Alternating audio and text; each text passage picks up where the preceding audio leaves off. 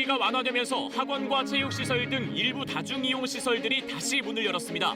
정부는 일상으로의 전환은 아니라며 40여 개의 유형별 방역 지침을 마련해 순차적으로 발표할 예정입니다. 재난지원금의 전국민 지급을 놓고 여야가 재원 마련 방안에서 이견을 보이면서 추경안 처리에 난항이 예상됩니다. 재난기본소득 현장 신청이 시작된 경기도에서는 신청자가 몰려 하루 종일 장사진을 이뤘습니다.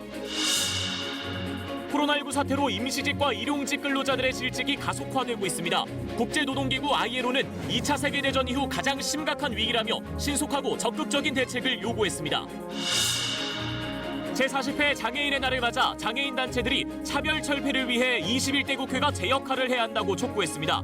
시각장애인으로 이번 총선에서 당선된 미래한국당 김예지 당선인에게 앞으로의 계획 들어봅니다.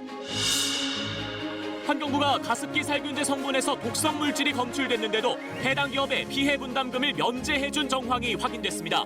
KBS 취재 결과 별도의 성분 분석 없이 기업이 제출한 자료로 분담금 부과를 판단한 것으로 드러났습니다.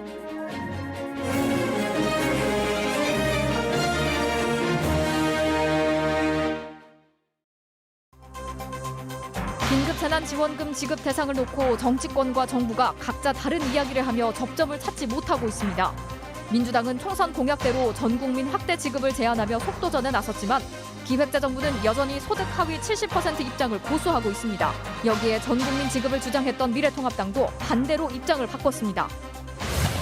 완화된 형태의 사회적 거리두기가 시행된 첫날, 학원이나 헬스장 등 문을 여는 시설들이 나오긴 했지만 시민들은 여전히 조심스러운 모습이었습니다.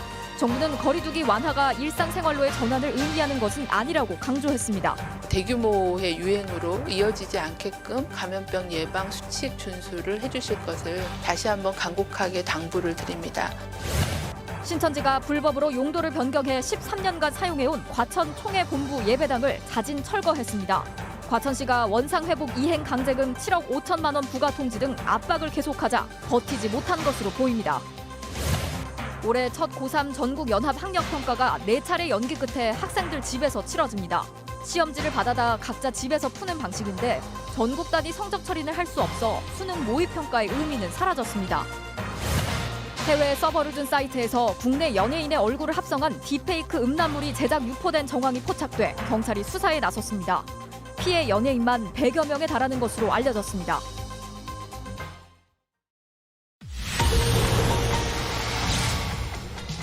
(1조 6천억 원대의 펀드 판매를 중단한 뒤 잠적한 라임 사태의 핵심 피의자들이 수십억 원을 들고 서울 강남 일대에 숨어 지낸 정황이 확인됐습니다. 단독 취재했습니다. 오늘로 전국의 모든 초중 고등학생이 원격 수업으로 학기를 시작했습니다. 등교 개학은 언제 할 건지 관심이 쏠리는데 8시 뉴스에서 유은혜 사회부총리와 함께 관련 이야기 나눠봅니다. 정세균 국무총리가 오늘 국회 시정연설에서 소득 하위 70%가 재난지원금 대상이란 정부 원칙을 다시 강조했습니다. 하지만 민주당은 전 국민에게 지급해야 한다고 하고 있고 통합당은 반대하고 있어 논의에 진 적이 없는 상황입니다. 첨단 한국형 전투기 개발 사업의 핵심 기술인 A4 레이더 개발 과정에서 기술 부풀리기와 특혜 계약으로 사업비가 폭증했다는 의혹이 내부 감사에서 제기됐습니다. 단독 취재했습니다.